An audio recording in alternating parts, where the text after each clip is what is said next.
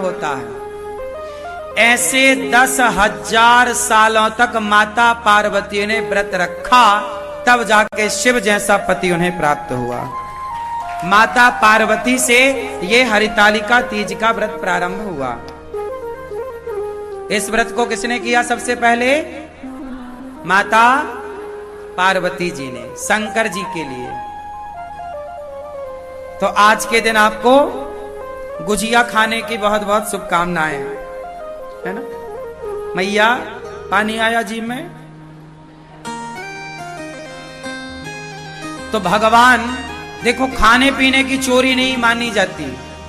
मैंने भी बचपन में खूब लड्डू चुरा करके खाए, गुजिया चुरा के खाई, अमरूद चुराए, आम चुराए, सिंघाड़ा चुराए, तालाब में कूद कूद के। तो बचपन में सारे लोग चोरी करते हैं, हाँ या ना। आपने बचपन में चोरी करी खाने चीजें, खाने पीने की चीजें?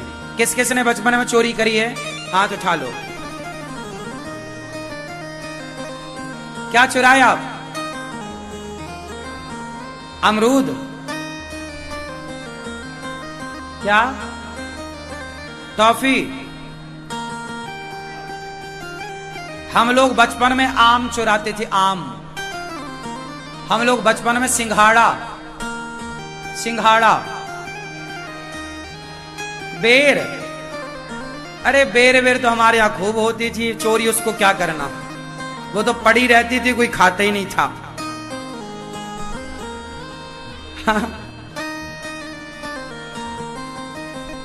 हमारे यहां बेर बेर तो यूं बिछी रहती थी, ढेर बेर के पेड़ अब कट गए। पहले आम, अमरूद, अमरूद मतलब बिही, जाम और जामुन। जामुन के पेड़ पर चढ़े रहते थे, मस्त खाते थे। पर जामुन के पेड़ पे बच्चों को कभी ना चढ़ाना, सबसे कच्चा होता है जामुन का पेड़। जामुन के पेड़ पे कभी बच्चों को मत चढ़ने देना। जामुन की डालियां बड़ी कमजोर होती हैं, गिर जाती हैं और बहुत भयंकर चोट आती है। पेड़ पौधों, पहले हम लोग तो खूब पेड़ पर खेलते थे, पकड़म पाई पेड़ के ऊपर खेलते थे। चोरी बहुत करते थे खाने पीने की, लड्डू चुरा के खा, गुड़ चुरा के खा लेते थे। तो बचपन में भगवान माखन चुराते थे। बचपन में जो खाने पीने की चीजें होती है ना, उन्हें चुराना कोई चोरी नहीं होती, वो बाल लीला है, ये बच्चों का स्वभाव होता है। तो भगवान कृष्ण मनुष्य बनकर आए हैं, तो मनुष्यों की तरह सारी लीला कर रहे हैं, इसलिए वो घर घर जाके माखन चुराते हैं। और माखन इसलिए भी चुराते हैं कि भगवान ये बता सकें कि भैया माखन ही खाओ, व्यर्थ की चीजें ना खाओ। आजकल पिज्जा बर्गर खा के तुम मर रहे हो, है ना मैया। तो भगवान वत्सान मुंचन क्वचिद समय क्रों से संजाते हासा। मैया हम गुस्सा करती हैं तो हमारी तरफ देख के हंस देता तुम्हारा लाला। ऐसी बाल लीला कन्हैया करते हैं, कभी माखन चुराना, कभी मटकी तोड़ना, कभी कुछ। गोपियां जाती हैं तो गुलेल से मटकी तोड़ देते हैं। एक दिन भगवान ने मिट्टी खाई, कन्हैया तने माटी खाई ना मैया, आ मुंह खोल, आ। इतना सा मुंह खोला तो मैया ने पूरा ब्रह्मांड देखा।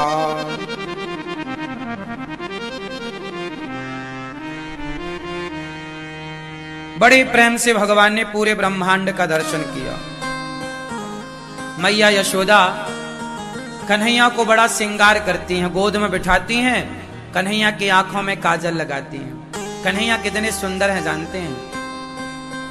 ये गोपियां कोई शिकायत विकायत नहीं करती थी, कन्हैया को देखने के बहाने, शिकायत का बहाना लेकर देखने के लिए आती थी।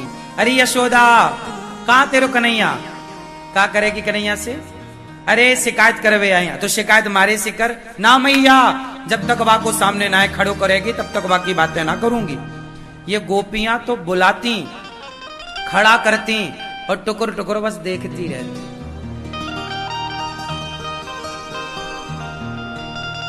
भैया नींद आ रही है आपको? टुकुर टुकुर देखती सच्ची बात तो यह है कि कोई कृष्ण की शिकायत करता ही नहीं था, शिकायत के बहाने दर्शन करती थी। भगवान कितने सुंदर हैं। मैया बताओ, ओ मैया कहां चली? सुनो, बैठो अभी, बताओ भगवान कितने सुंदर हैं।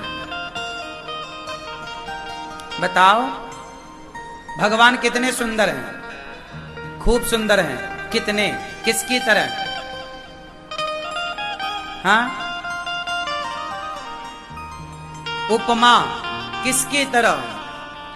क्यों भगवान किसकी तरह सुंदर हैं? हाँ, काय की तरह? देखा नहीं कभी आपने?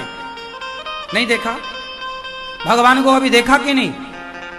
क्यों भगवान को कभी देखा? हाँ या ना? नहीं। आपने भगवान को देखा कभी? नहीं। आपने भगवान को देखा? हाँ या ना?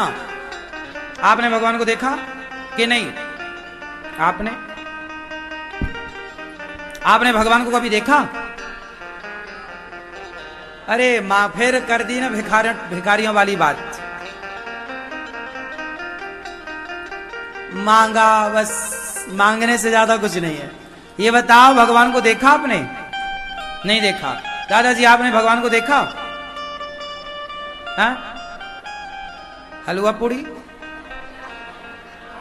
अनुभव का मैया क्या? सुनो, बहुत सारे लोग कह रहे हैं कि हमने भगवान को नहीं देखा। अच्छा ये बताओ, आप लोग कह रहे हैं बहुत लोग कि हमने भगवान को नहीं देखा, तो आप लोग मंदिर तो गए होंगे, गए कि नहीं? तो मंदिर गए थे तो किससे देखने गए थे? पड़ोसन को? हाँ, किसे देखा मंदिर में? मंदिर में भगवान को देखा कि नहीं? आप लोग मंदिर किससे देखने जाते हैं? भगवान को। आप कह रहे अच्छा महाराज जी मंदिर में तो पत्थर की मूर्ति है। मंदिर में पत्थर की मूर्ति नहीं होती।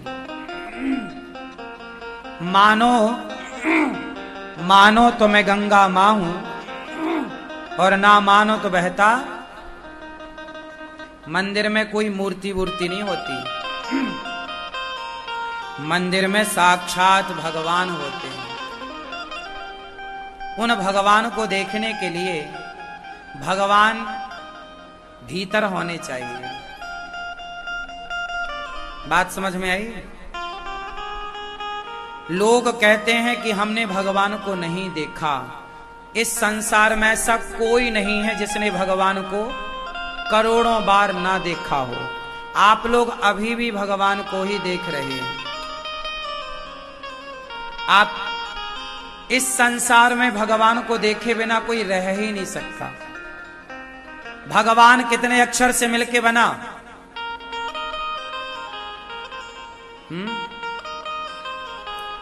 भगवान में कितने अक्षर हैं? बोलो भा, बोलो भा, बोलो मेरी मां। भा, ग, वा, आ की मात्रा ना। कितना हुआ? भा मतलब भूमि, गा मतलब गगन, वा मतलब वायु, आ मतलब अग्नि, ना मतलब नीर। पृथ्वी, जल, वायु, अग्नि, आकाश को ही भगवान कहते हैं। तो अब बताओ, क्या तुमने पृथ्वी नहीं देखी? आकाश नहीं देखा? क्या तुमने आग नहीं देखी? सब तो देखा है। क्या जल को नहीं देखा? जल ही भगवान है, अग्नि भगवान है, प्रकृति भगवान है। इस हिसाब से ऐसा कोई नहीं जिसने भगवान को ना देखा हो। सब में वही तो हैं, सब में वही है। इसलिए हम सबने भगवान को बार बार देखा। घर के भेद कभी किसी से नहीं कहने चाहिए। घर की बातें, आजकल स्त्रियां पति पत्नी में जरा सा विवाद हुआ, जाके पड़ोसन से कह आती हो तुम तो कल पति पत्नी मिलके एक हो जाओगी, पर पड़ोसन को तो तुम्हारी औकात पता चल ही गई ना। वो तो सदा ताने, अरे हमसे ना ज्यादा झाड़ो, हम जानते हैं तुम्हारे पति को, हम जानते हैं तुम्हें, तुमने क्योंकि बोल दिया था। सारे घरों में झगड़े होते हैं, हर घर में। इसका अर्थ ये नहीं कि तुम अपनी बातें जाके पड़ोसन से कह लोगी, रिश्तों में कह लोगी, किसी से ना कहा करो। अपनी घर की बातें घर के आप लोग अपनी समझदारी से अपने रिश्तों को ठीक करिए। और तलाक देना और लेना ये किसी भी समस्या का समाधान नहीं। तलाक लेके क्या करोगे? माँ बाप के घर बैठोगी? बेटियों से मेरा सवाल है, तलाक लेके कहां जाओगी? अपनी मम्मी के घर बैठोगी कब तक? मम्मी जब तक जिंदा है तब तक तुम्हारा सम्मान है। मां मर जाएगी फिर तुम्हारी भौजाई तुम्हें सम्मान करेगी? सम्मान भी देखो, एक दिन जाओ 2 दिन जाओ तो सम्मान होता है, घर पे ही पड़े रहो किसी के तो सम्मान नहीं होता। बोलो हाँ या ना? साल में एक बार के लिए घर में भाभी आ जाए, भौजाई आ जाए, ननंद आ जाए तो भाभी भी सम्मान, आओ दीदी आओ दीदी आओ बहन। और 2-4 महीने के लिए बोल दे जाऊंगी नहीं तो टेंशन हो जाती, यहीं खाएगी अब। इसलिए मैया बाद में लड़ लेना अपनी भौजाई से, अभी सुन लो। केवल कुल मिला के बात यह है, मैं सारी यहां बेटियों से बात करना चाहता हूं, बहुओं से। कई बार बहुएं अपनी मां के कहने से अपने पति को छोड़ देती हैं। मां ने कहा तेरी ससुराल अच्छी नहीं है, पति लड़ता रहता, आजा हम जिंदा हैं, हम तेरा पेट भरेंगे। ये मम्मियों को पता नहीं कब अक्ल आएगी। बेटियां बताओ, आपसे सवाल है, बेटी अपने पति के साथ सुखी रह सकती है कि अपनी मां के साथ? ज्यादा सुख उसे मां दे सकती है या उसका पति? जोर से। एक स्त्री का मां के साथ रहना उचित है या खुद के पति के साथ रहना जायज है? कहां रहना चाहिए? बोलो मेरी मां। अरे सिर ना हिलाओ, बोलो मेरी मां। किसके साथ? नहीं निकल रही आवाज। किसके साथ? मां के साथ, पति के साथ। हर स्त्री की भलाई पति के साथ रहने में है, ना कि मां के साथ रहने में। तुम पति को छोड़ के मां के साथ, तुम्हें ज्यादा अपनी मां की गर्मी है ना कि मेरी मां, मेरे मायके में तो सब कुछ है, हम कोई भीख थोड़ी मांगते थे, हम तो 56 भोग खाते थे। तो तुम्हें भी 56 भोग तब तक ही मिलेंगे जब तक मां जिंदा है। मां मर जाएगी, कुत्तों सी जिंदगी जीना पड़ेगा। हाँ या ना? फिर इसलिए अपनी भलाई चाहती हो तो अपने पति की बात मानो, अपनी मां की नहीं। जिन जिन बेटियों ने अपनी मां की बात मानी, शादी के बाद उनका घर उजड़ा है। शादी के बाद लड़की को अपने पति की बात माननी चाहिए। यदि अपने माँ बाप की बात मानेगी तो मैं लिख के दे दूंगा स्टाम्प पेपर में, जो लड़की अपने माँ बाप की बात मानेगी उसका घर कभी बस ही नहीं सकता, चाहे वो कितनी भी समझदार क्यों ना हो। माँ बाप के हिसाब से घरों में बाग नहीं लगेगा, आग लगेगी। इसका एक जीता जागता मैं उदाहरण दे सकता हूं आपको, कहो तो दे दूं? दे दूं? तो सुनो, ये कथा मैंने एक दिन सुनाई थी, पर इस मुद्दे पर नहीं सुनाई, इसलिए इस मुद्दे पर दोहरा देता हूं।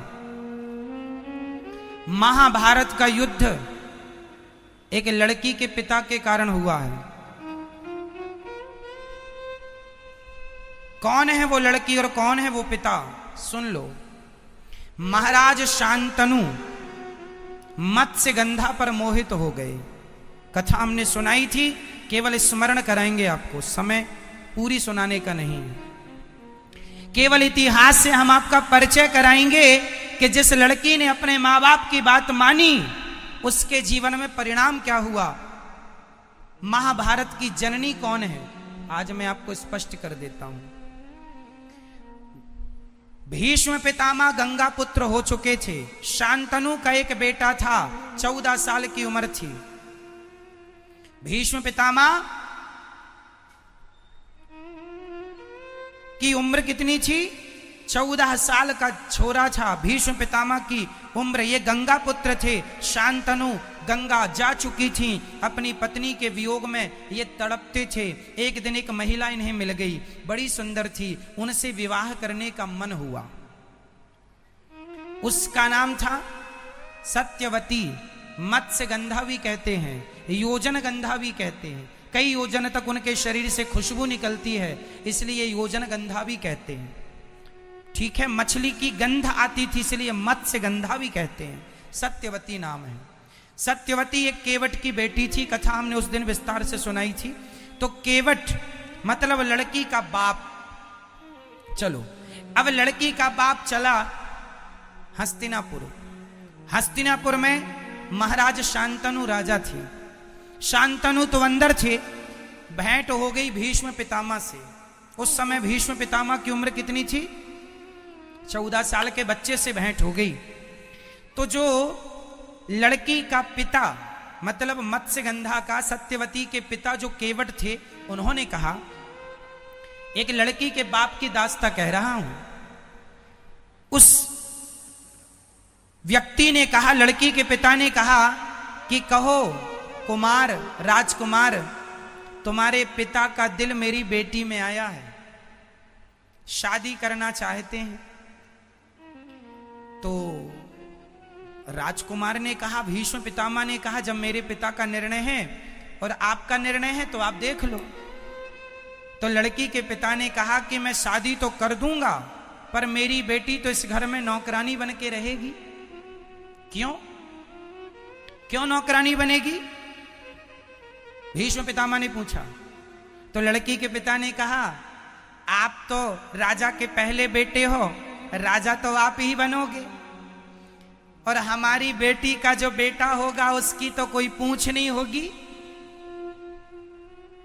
तो भीष्म पितामह ने तुरंत प्रतिज्ञा की, मेरे पिता की खुशी यदि इस महिला से है तो मैं आपको वचन देता हूं कि मैं कभी विवाह नहीं करूंगा। मैं कभी विवाह नहीं करूंगा और इस गद्दी पर आपकी बेटी से उत्पन्न हुआ बेटा ही बैठेगा। ये देवताओं को साक्षी मानकर 14 साल के बेटे ने प्रतिज्ञा कर ली। इसी का नाम है भीष्म प्रतिज्ञा। अब सुनो, सत्यवती के बेटे हुए, उनके कोई संतान नहीं हुई। फिर संतानें व्यास जी के द्वारा हुई। धृतराष्ट्र, पांडु धृतराष्ट्र बैठे सत्ता पे और धृतराष्ट्र को पुत्र। यदि भीष्म पितामह उस गद्दी पर बैठते तो महाभारत का कभी युद्ध होता? हमेशा लड़की के माता पिता अपनी बेटी का भविष्य बनाने के चक्कर में वो ये भूल जाते हैं कि इनके ससुराल में किसकी हानि हो रही है, किसका भला हो रहा। वो केवल अपनी बेटी का भला देखते हैं। और तुम बेटियों को अपने पति का भला सोचना चाहिए कि आपके पति का जिसमें भला हो, आपका जिसमें भला हो, वो निर्णय आपको लो।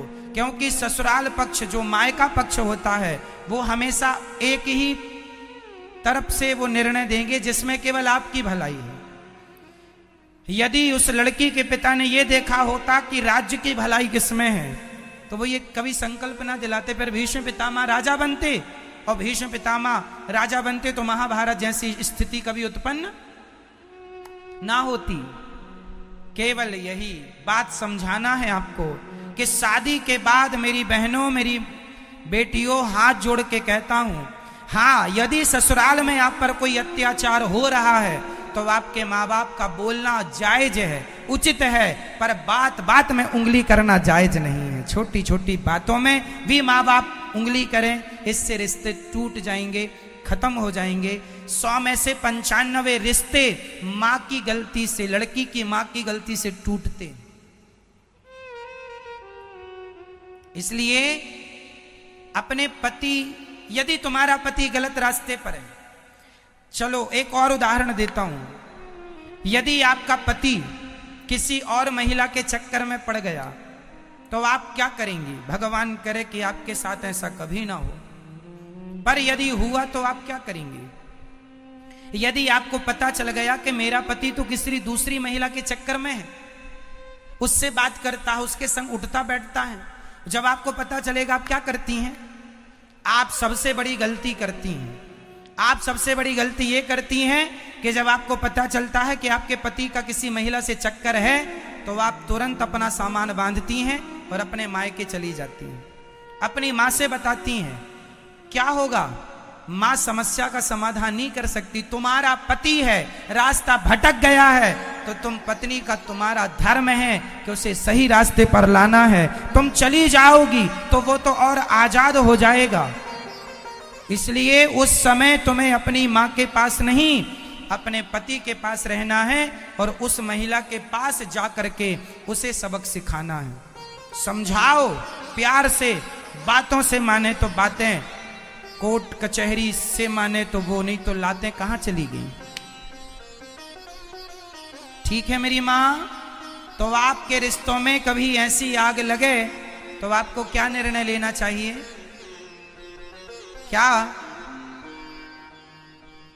हमेशा अपने पति को बचाएंगी आप। और यदि पत्नी किसी पुरुष के चक्कर में पड़ जाए तो पति उसे बचाए। पति और पत्नी एक दूसरे के रक्षक हैं। एक दूसरे की क्या है? क्या है? क्या है मेरी मां? पूरक, रक्षक। इसलिए कभी आपका पति एक तो रास्ता ना भटके, यही अच्छा है, पर रास्ता भटके तो आप तुरंत अपने पति कुछ भी कहे पर आपको उस महिला को सबक सिखाना चाहिए। यदि हर स्त्री अपने पति के लिए उन महिलाओं को सबक सिखाने लगी तो समाज की महिलाएं डर जाएंगी कि यदि हमने इसका घर बिगाड़ा तो हमारी बदनामी होगी, जमाना हमें क्या कहेगा। आप तो गलती ये करती हैं कि आप उठाए झोला मायके चली गई, यहाँ पति उसके संग मौज करता रहा और तुमने तलाक ले लिया, तलाक लेके घर बैठ गई। इससे तुम्हें क्या मिला?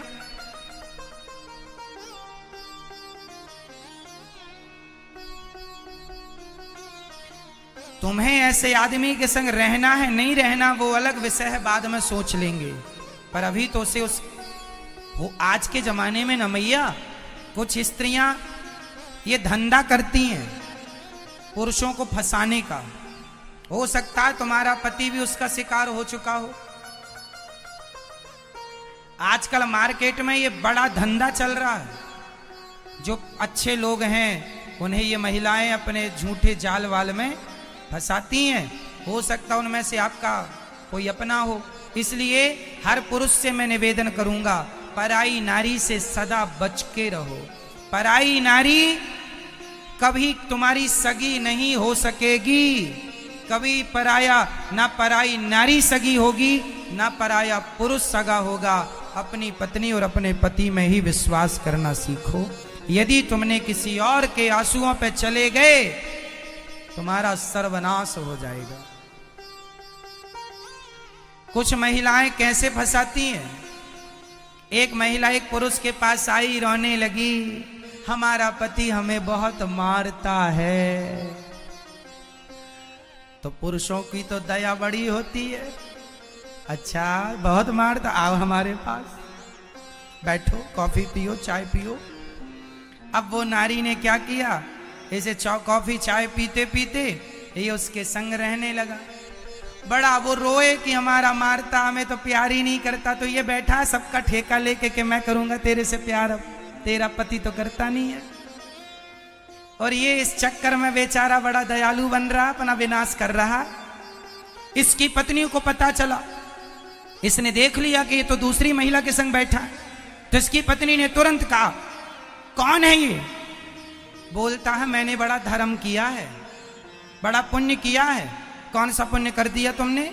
बोले इसके पति ने इसको प्यार नहीं किया बहुत डांटता है, बहुत मारता है, तो मैं इसको प्यार करता हूं। अब तुम भी मेरी पत्नी हो और ये भी मेरी है। लो, ये कौन है? इन्हें क्या कहेंगे? क्या यही गृहस्थ जीवन का धर्म है? रोते हुए की मदद करना अच्छी बात है, विपत्ति पे किसी के संग खड़े हो जाना अच्छी बात है, पर किसी विपत्ति का आप उससे उसके बदले में उसका चरित्र मांग लें, ये बहुत बुरी बात है कि तेरी मदद मैं चरित्र के बदले करूंगा या करूंगी। इन चक्करों में ना पड़ा करो। समाज बहुत गलत रास्ते पर चल चुका है, बहुत गलत कदम बढ़ चुके हैं लोगों के। समाज में क्या क्या लोग कर रहे हैं कहा भी नहीं जा सकता। क्यों मैया? बहुत कुछ हो रहा समाज में या नहीं? तो ऐसी गंदगियों से आपको अपने पतियों को बचाना है, अपनी पत्नियों को बचाना है, और आने वाली पीढ़ी को, बेटा और बेटियों को बचाना है इस गंदगी से, कहीं आप शिकार ना हो जाए। इसलिए पति पर जब कोई चरित्र का हमला होगा तो सबसे पहले साथ कौन खड़ा होगा? पत्नी, और पत्नी के संग पति, और एक दूसरे के चरित्र की रक्षा करो, एक दूसरे के काम आओ और प्रेम से गृहस्थी निभाओ। एक दूसरे से प्रेम करो, पत्नी पति से प्रेम करे, पति पत्नी से प्रेम करे, जैसे हमारे राम सीता से प्रेम करते हैं और सीता राम से प्रेम करती हैं, और दोनों से प्रेम हो, और दोनों पति पत्नी मिलकर दोनों भगवान से प्रेम कीजिए। यही सदगृहस्थ है, यही गृहस्थी है मेरी मां। मैया समझ में आई बात? तो गलत रास्ते पर आप तो नहीं जाएंगे ना कभी? तो आप अपने पत्नी से और अपने पति से झगड़ा तो नहीं करेंगे? मैया आप लोग अपने पतियों से प्यार करती हो कि नहीं? बोलो हाँ या ना, बोलो हाँ या ना। करते हैं मैया? हाँ करते। तो आपका पति आपसे प्यार करता है कि नहीं? चलो आप तो करती हो अपने पति से, पति करता है कि नहीं? नहीं, कभी तो आई लव यू का ही होगा उसने, नहीं कहा कभी? मैया पति ने कभी आई लव यू कहा? नहीं कहा। अरे राम राम राम राम। कहते रहते हैं पर ये मानती नहीं है मैया। आपके पति भी आपसे बहुत प्यार करते हैं। अच्छा, पत्नियों को यही लगता है कि हम प्यार कर रहे हैं अपने पति से, हमारा पति तो करते नहीं प्यार। 100 में से 95 पत्नियों को यही लगता कि हमारा पति हमसे प्यार नहीं करता। अब पति बेचारा क्या छाती फाड़ के दिखा दे कि हम तुमसे प्यार करते हैं? कह ही तो सकता है, छाती तो ना तुम फाड़ सकती हो ना पति फाड़ सकता। तो इसलिए मेरी मां, यदि आपका पति आपसे प्यार करता है तो निश्चित जहां प्रेम अधिक होता है ना, यदि हम आपसे प्रेम करते हैं तो हम आपको डांट भी सकते हैं। बोलो हाँ या ना। हम आपसे प्रेम करेंगे तो हम आपको डांट भी सकते हैं, प्रेम नहीं करेंगे तो हम आपको नहीं डांट सकते। आपका पति आपको डांटा करे तो बात बात में गुस्सा ना हुआ करो कि डांटते रहते हैं। जहां प्रेम ज्यादा है, जिससे प्रेम करेगा उसी को डांटेगा, उसी को डांटता। आप भी डांट सकते हैं, वो भी डांट सकता है। यही गृहस्थी है। वो कुछ कहें तो तुम चुप रहा करो, तुम कुछ कहो तो वो चुप रहें। यही समझदारी है गृहस्थी की। और ऐसे से रिश्ते चलते हैं। आप जरा जरा सी बातों में झोला उठा के मायके चली गई, आप जरा जरा सी बातों में आपने बोलना। अच्छा, पति पत्नी में कितनी भी लड़ाई हो जाए पर आप लोग बोल चाल बंद मत करना, क्योंकि बोल चाल बंद होते ही सुलह के सारे दरवाजे बंद हो जाते हैं। सुलह के दरवाजे बंद हो गए क्योंकि बोल चाल बंद हो गया। कई पति पत्नी जरा सा लड़े, बोल चाल बंद, बोलेंगे नहीं, डे बोले टुप्पी टाप। बोला करो, कितना भी लड़ाई झगड़ा हो पर बोलना, ना तो सास से बोलना बंद करना, ना पति से, ना किसी से। सारे रिश्तों को निभाना है और छोटी छोटी बातों में ध्यान नहीं देना। पति कुछ कह दे, कोई बात नहीं, कह दिया, गुस्से में कुछ हमने कह दिया, हमें आज गुस्सा था, हमें गुस्सा था बहुत ज्यादा, कोई काम को लेके कोई टेंशन थी, गुस्सा था, सारा गुस्सा पत्नी पे उड़ेल दिया, पत्नी को भी थोड़ा समझदार होना चाहिए, जरा जरा सी बात पे ना करे। आज गुस्सा, रोज तो गुस्सा नहीं करता, कभी तो प्यार भी करता होगा, तो बस इंतजार करो। हर समय सूर्य गर्म नहीं होता, शाम को ठंडा हो जाता है, सुबह भी ठंडा होता, बस दोपहर में गर्म रहता है।